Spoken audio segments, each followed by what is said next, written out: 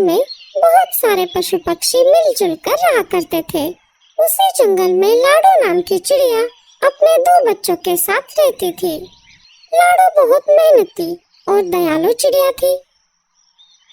दिन होते ही अनाज की खोज में जाना और शाम होते ही वापस आकर अपने भूखे बच्चों को खिलाना, यही लाडो का काम था। उसके पड़ोस में ही बुलबुल चिड़िया रहती थी। उसके भी 2 बच्चे थे। उसका घर मिट्टी का था, उस वजह से उसे गर्मी के मौसम से बड़ी राहत मिलती थी। चलो बच्चों, अब नहाने का समय हो चुका है, चलो चलो नहाने। नहीं मम्मी, हमें नहीं नहाना, हम घर से बाहर कहीं भी नहीं जाते, फिर भी आप हमें रोज रोज नहलाती हो। अरे बच्चों, तुम दिन भर खेलते रहते हो, इस वजह से तुम गंदे हो जाते हो। अगर रोज नहीं नहाओगे तो तुम्हारे पंखों से बदबू आने लगेगी। बुलबुल के बच्चों को नहाना पसंद नहीं था, फिर भी बुलबुल उनको जबरदस्ती से नहलाती थी। बुलबुल ने अपने बच्चों को नहलाया और उनको घर के ऊपर सूखने के लिए बाहर खड़ा कर दिया। चलो, अब मेरे काम का समय शुरू हो जाएगा। जंगल के पंछी एक एक करके मेरे स्विमिंग पूल में नहाने आएंगे। बुलबुल बहन, क्या मैं मेरे बच्चों को नहलाऊं? हाँ हाँ, क्यों नहीं, पर तुम्हें पता है ना, एक बच्चे को एक बेरी।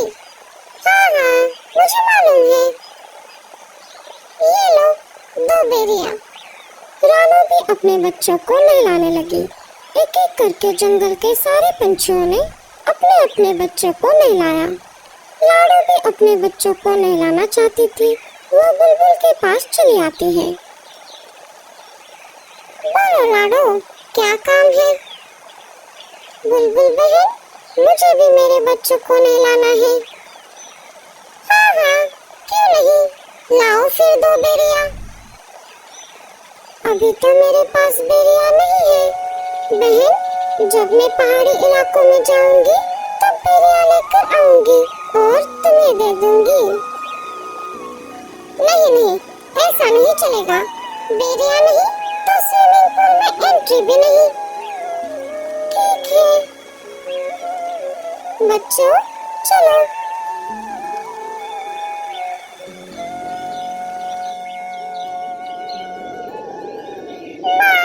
हमें भी बुलबुल आंटी के स्विमिंग पूल में नहाना है, लाडो ने बच्चों को समझाते हुए कहा। नहीं बच्चों, हम नहाने के लिए नदी में जाएंगे, वहाँ का पानी साफ सुथरा है। लाडो अपने बच्चों को स्विमिंग पूल में नहलाना चाहती थी। बेचारी लाडो कर भी क्या सकती थी, बेरियों का पेड़ ऊंचे पहाड़ी पर था और लाडो अपने बच्चों को अकेला घर पर छोड़कर उतनी दूर नहीं जाना चाहती थी। वो अपने बच्चों को लेकर नदी पर आ जाती है और एक एक करके उनको नदी के पानी में नहलाती है।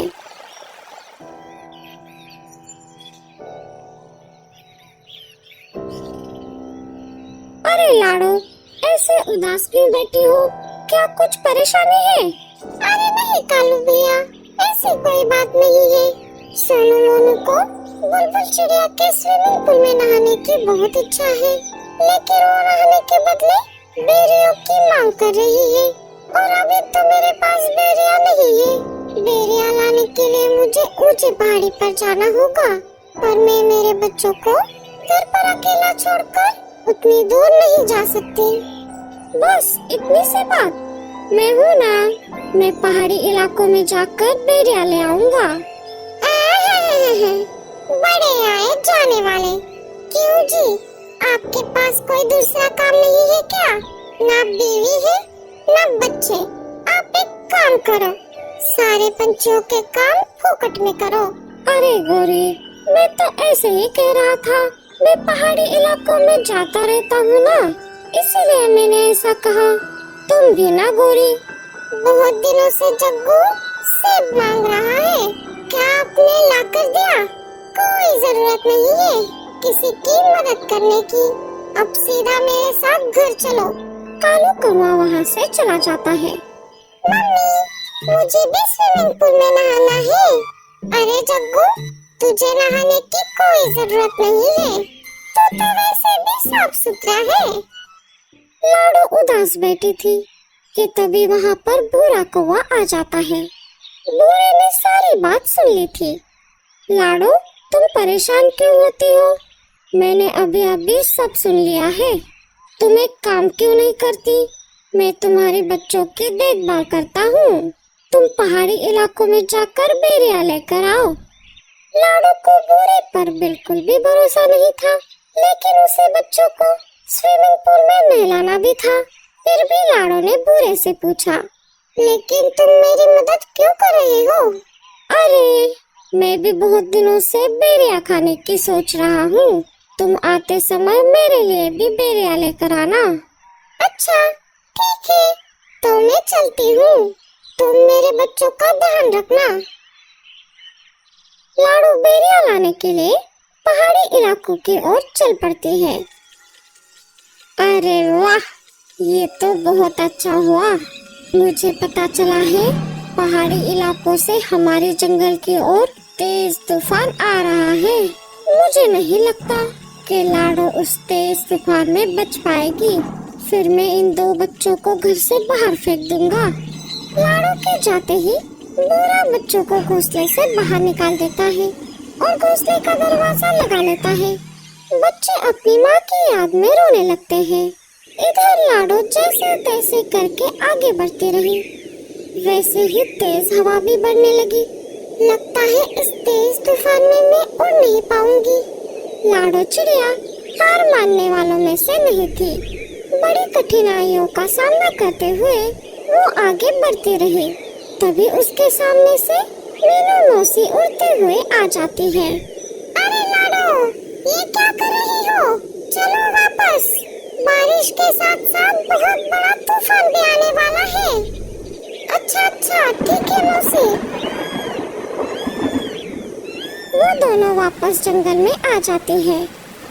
लाडो, बहुत तेज बारिश शुरू हो गई है। तुम एक काम करो, बारिश रुकने तक मेरे घर में रुक जाओ। बारिश थमते ही चली जाना। दोनों मीनू मौसी के घोंसले के अंदर चली जाती है। बारिश अपने जोरों पर थी। मेरे बच्चे ठीक तो होंगे ना? इधर बेचारे बच्चे तेज बारिश में भीग रहे थे। वो दोनों एक पेड़ की डाली पर बैठ जाते हैं, जहाँ पर कम बारिश का पानी आ रहा था। तभी उनको उस पेड़ के तने से आवाज आती है, बच्चों इधर आओ। बच्चे अंदर चले जाते हैं। इधर बूढ़ा कौवा मजे में घोड़े बेचकर सो रहा था। तभी एक तेज हवा का झोंका आ जाता है और बूढ़े कौवे का घोंसला पानी में गिर जाता है। बूढ़ा घर का दरवाजा खोल नहीं पाता और वो डूब जाता है। थोड़ी देर बाद बारिश कम हो जाती है। लाडो वापस अपने बच्चों को देखने उसके घोंसले की तरफ आ जाती है और देखती है तो क्या, उसका घोंसला तो वहाँ पर नहीं था। वो सब तरफ खोज करने लगती है। तभी उसे बुलबुल चिड़िया मिट्टी में दबी हुई दिखाई देती है। लाडो, लाडो, मुझे बचाओ। मेरा मिट्टी का घर बारिश में गल गया और मैं मिट्टी में धंस गई।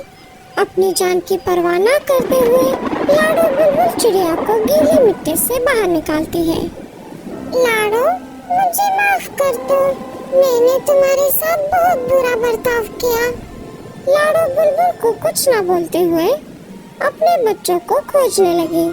तभी पेड़ के तने से बच्चे बाहर आ गए और अपनी माँ को पुकारने लगे, माँ, माँ, हम यहाँ पर हैं। लाडो अपने बच्चों को देखकर बहुत खुश हो गई। अरे मेरे बच्चों, तुम कहाँ पर गए थे?